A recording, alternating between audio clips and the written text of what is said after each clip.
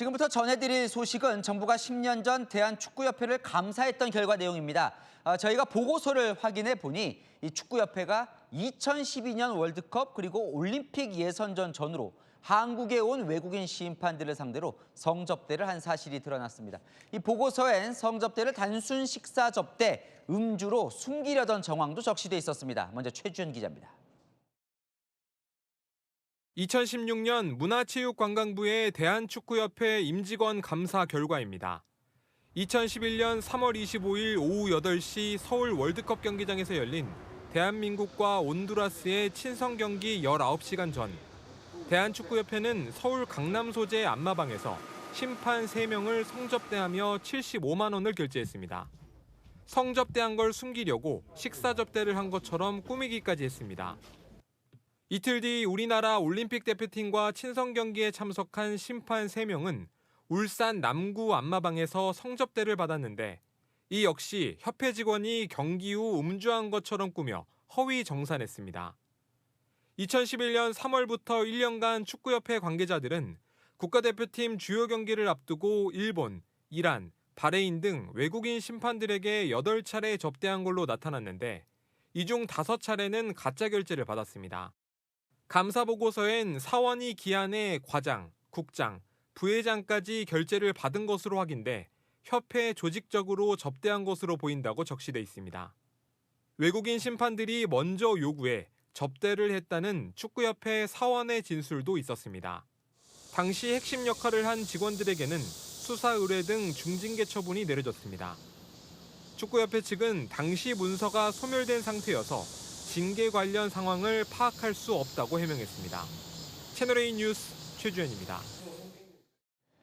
외국인 심판 접대뿐만이 아니었습니다. 당시 축구협회 임직원들 협회 법인카드로 유흥주점, 안마시술소, 골프장에서 쓴 내역이 감사 보고서에 적시돼 있습니다.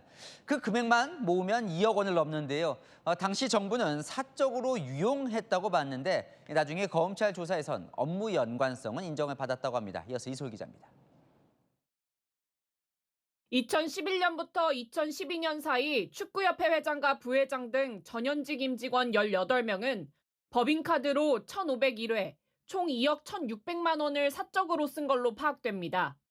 골프장에서 6,105만 원, 백화점에서 270만 원, 주유소에서 1억 원 넘게 결제됐습니다.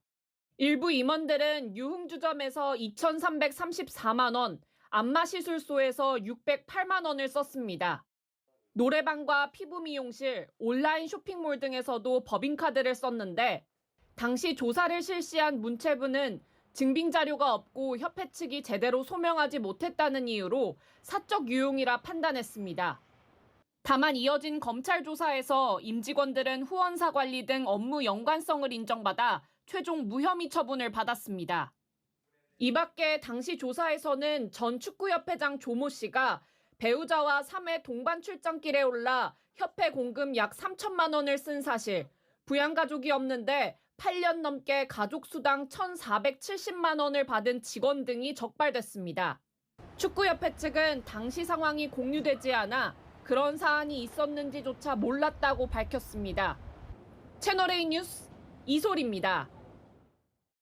네, 외국인 심판 성접대 의혹은 심판 매수 의혹으로 이어집니다. 정부는 당시 2년간 월드컵 예선을 포함해 7경기 심판들에게 접대가 이뤄졌다고 판단했는데요. 결과만 놓고 보면 그 7경기에서 한국 대표팀은 한 번도 패하지 않았습니다. 이어서 김호영 기자입니다. 지난 2012년 2월 축구대표팀은 운명의 승부를 앞두고 있었습니다. 2014년 브라질 월드컵 3차 예선 마지막 상대는 조 2위였던 쿠웨이트.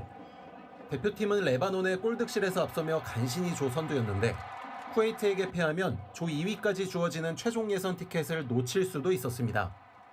축구협회는 킥오프 9시간을 앞두고 쿠웨이트전에 참가할 심판 2명을 역삼동 안마시술소로 데려갔고 경기는 대표팀의 2대0 승리로 마무리됐습니다.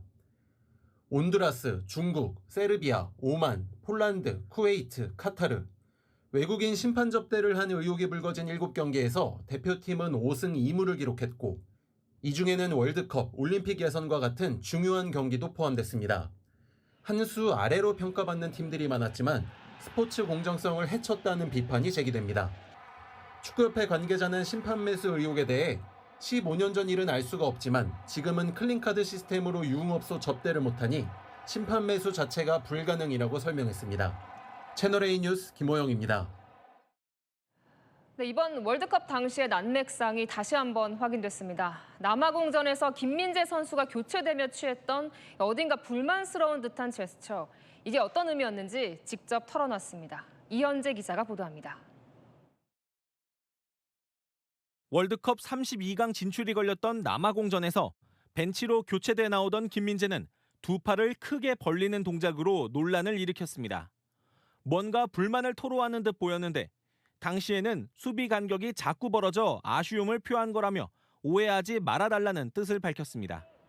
그러다 최근 소속팀 바이에른 뮌헨의 한국 투어를 위해 제주를 찾아서는 종아리 부상으로 교체를 요청한 건 맞다면서도 경기가 안 풀리니 공격수 투입이 필요하다는 식으로 이야기했다고 밝혔습니다.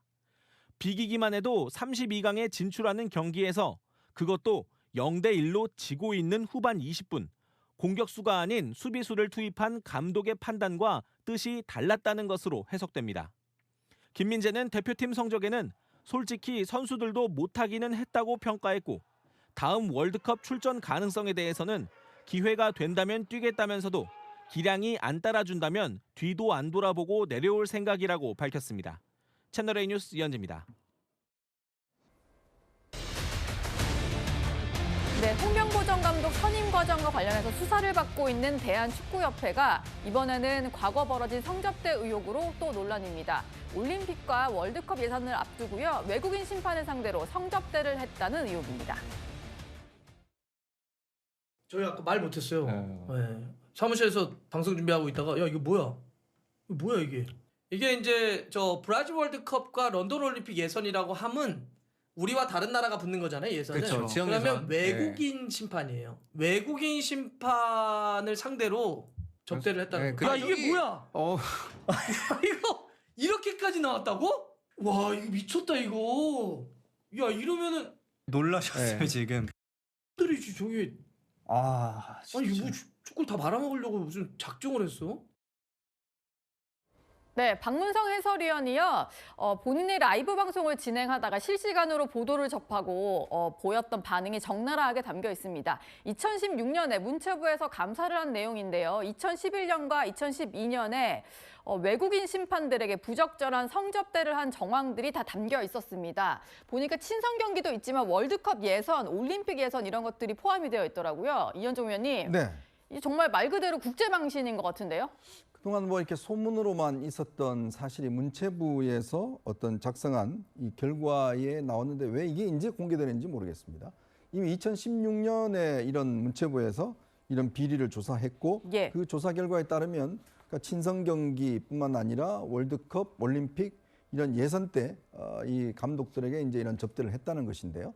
실제로 이게 뭐 경기에 어떤 영향을 미쳤는지 또 대부분 이런 경기가 보면 나중에 무승부나 아니면 승리했던 기록으로 남아 있는 것 같습니다. 네. 근데 이게 뒤늦게 물론 공개가 됐고 물론 뭐 이게 이제 형사적으로는 아마 공소시효도 지났던 측면이 있을 것 같긴 하지만 예.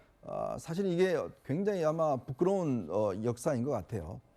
특히 이게 이제 지금 축구협회에 대한 여러 가지 질타가 있는 상황에서 이런 내용이 공개된다는 거. 또 특히 이거는 지금 국제 어떤 이 뭐 피파라든지 또 올림픽 IOC라든지 이런 데도 상당히 영향을 미칠 것 같습니다. 만약 이런 것들이 사실로 밝혀질 경우에 대한민국 축구의 국제적 위상 자체가 현격히 떨어지는 것이고 예. 특히 이번에 북중미 월드컵 때 우리나라 심판이 한 명도 배정도 안 됐어요. 한 140명 넘는 이 심판이 있었는데 우리나라 축구 심판들은 여기에 한 명도 배정이 되지를 못했습니다. 네. 그만큼 심판의 어떤 수준이 국제적인 수준에 못 미친다는 것일 텐데 글쎄요. 이게 어떤 차원에서 이루어졌는지 이건 앞으로 뭐 좀 더 살펴봐야 될 것 같습니다. 예. 지금 이현종 위원이 잠깐 말씀 주신 대로요. 성접대가 이뤄진 이후에 치러진 7개의 경기에서 무패였습니다. 5승 2무라고 하더라고요. 일단 그 성접대를 한 게 어떤 영향을 미쳤는지는 조금 더 이제 들여다봐야겠습니다만 무패라는 것 자체에서도 좀 비난이 나오는 것 같고요.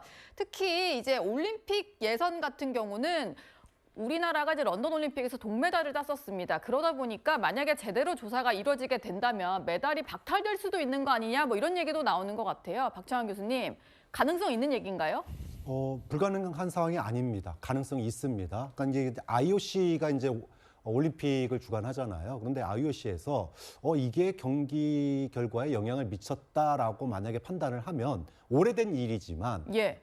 기록을 바꿀 수 있습니다. 기록을, 그러면 네. 우리가 그 당시 12년 축구 올림픽 동메달을 땄거든요. 네. 그런데 그 과정에서 부적절한 행위가 있었고 그걸 가지고 이거를 갖다가 소위 말해서 진상조사를 해가지고 이거 문제가 있었고 결과에 영향을 미쳤다라고 되면 그 과정의 결과가 이제 바뀌게 되는 거죠. 그럼 예. 우리가 일본을 이기고 동메달을 딴 거거든요. 그럼 어떻게 되느냐? 만약에 IOC가 이거 문제 있다라고 판정을 하게 되면 우리 동메달이 박탈되고 4위였던 일본이 동메달로 기록이 변경되게 됩니다. 예. 우리 이미 그때 정말 아직도 기억나요. 그 대한민국 축구가 올림픽에서 동메달 따가지고 그 선수들 얼마나 기뻐했습니까? 그리고 다 군대까지 면제를 받았는데 그렇죠. 이제 와가지고 그 기록이 말소가 되고 일본이 동메달로 변경이 된다.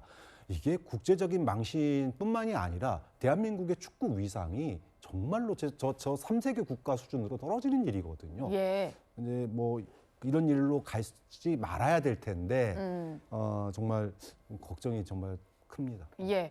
지금 이 보도가요, 외신들에서도 앞다퉈서 관심 있게 보도를 하고 있다고 합니다. 2002년 월드컵 기억하시겠지만 우리가 4강 신화를 썼는데 갑자기 좀 성적이 많이 급등을 하다 보니까요. 그때도 심판 매수설이 좀 있었습니다. 김성태 의원님, 네. 저는 좀 걱정이 되는 게요. 그거 뭐 그때는 다 소문이다 이러고 지나갔는데 외신들이 조금씩 그걸 언급을 하기 시작하더라고요. 그러니까 이게 이제 국가적 망신을 넘어가지고 대한민국의 이상까지도 추락될 수 있는 아주 저는 심각한 문제로 이게 이제 비화될 수도 있다고 봐요. 그렇지 않아도 지금 현재 대한민국의 이런 뭐 상당히 빠른 경제 수준이라든지 또 수출 경쟁력, 뭐 K방산 이렇게 전천후적으로 전 세계와 이 경제 속에서도 경쟁을 벌이고 있는 그런 국가인데 예. 그런 측면에서 이렇게 스포츠 윤리라든지 공정성이 훼손될 수 있는 어떤 그런 경기 성패와 직결될 수 있는 그런 심판진을 대상으로 부적절한 그런 접대를 제공했다는 점에서 이거는 상당히 심각한 문제로 비화될 수 있는 겁니다. 예. 특히 사실상 심판 매수 행위자 공정하게 이게 공정성을 심각하게 훼손하는 어떤 그런 행태라는 이제 판단이 이루어질 수밖에 없거든요. 문제는 이런 사실들이 축구협회 내부에서 이제 시작된 겁니다. 이게 네.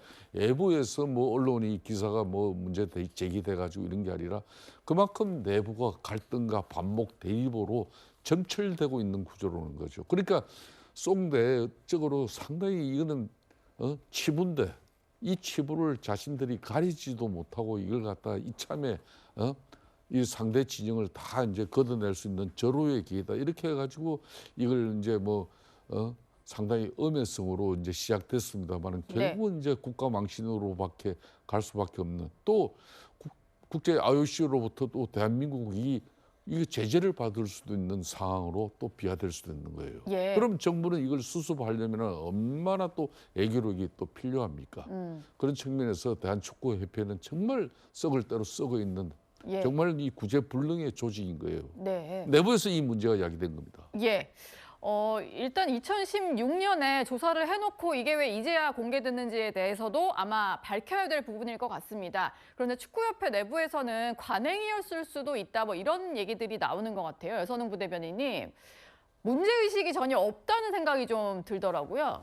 이게 관행일 수가 없죠. 이게 성매매 같은 경우에는 불법이지 않습니까? 예. 근데 그 불법을 이거 보니까 현금으로 한 것도 아니고 카드로 해가지고 이게 나중에 감사로 적발됐거든요. 그러니까 축구협회가 진짜로 어떻게 이 축구협회를 운영했는지 이 장면을 보더라도 적나라하게 다 드러나는 겁니다. 불법 행위를 축구협회의 법카로 이용했다. 그러니까 지금 축구협회는 우리가 많은 이야기를 했지만 이번에 진짜 선관위와 마찬가지로 이거 뭐 해체 수준의 뭔가 개혁이 필요하지 않을까. 그리고 이거는 명백히 범죄이기 때문에 뭐 많이 늦었다고는 하지만 이거는 뭐 수사가 필요한 사안이 아닐까.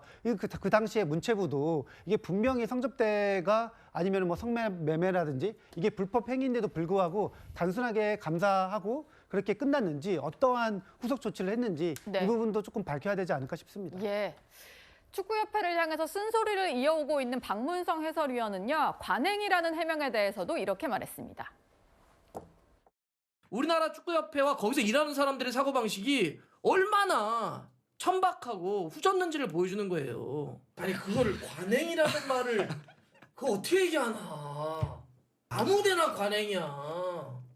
관행이라 그러면 사실 밝혀진 거 이외에도 이전에도 있었을 수 있다고 축구 팬들은 당연히 추측을 하잖아요. 그러니까 저렇게 얘기를 이거는 우리가 그동안 우리끼리 야 이거 문제 있는 것 아니야를 넘어서는 그런 걸 넘어섰죠. 국제적인 무엇인가의 문제로 비화될 수도 있거든요.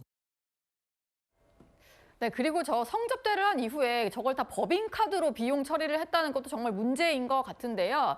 축구협회는 지금은 제대로 내부 관리 지침을 만들어서 준수하고 있다 이렇게 설명은 하고 있습니다. 이현종 위원님. 네. 그런데 얼마 전에 그 축구협회 청문회에서도 논란이 됐었던 게 홍명보 전 감독도 법인카드를 좀 사적으로 썼다 이런 논란이 있었잖아요.